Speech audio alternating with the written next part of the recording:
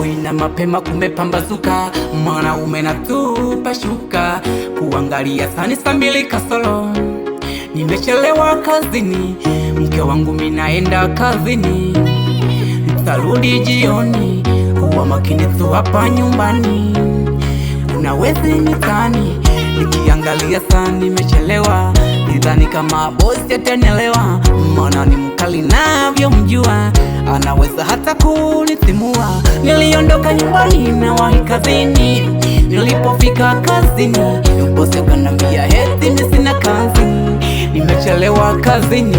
Nifanyaje, nifanyaje mimi, sina chakula nyumbani, nifanyaje, nifanyaje mimi, ninadaiwa na kodi, nifanyaje, nifanyaje mimi, nifanyaje, nifanyaje mimi, ninadaiwa na madeni.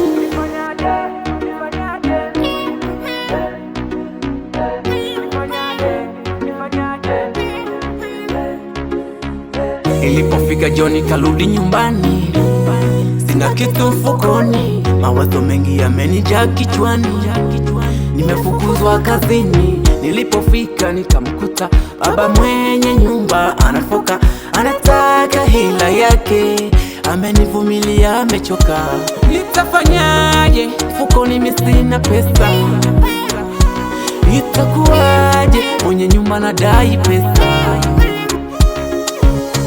Kazini matatizo na nyumbani nimekuta matatizo, nitafanyaje ndugu zangu, najua umasikini ndiyo chanzo.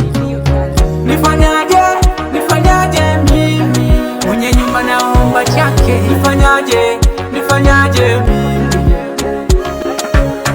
nifanyaje, nifanyaje mimi, ninadaiwa na madeni, nifanyaje, nifanyaje mimi, niepukane na matatizo.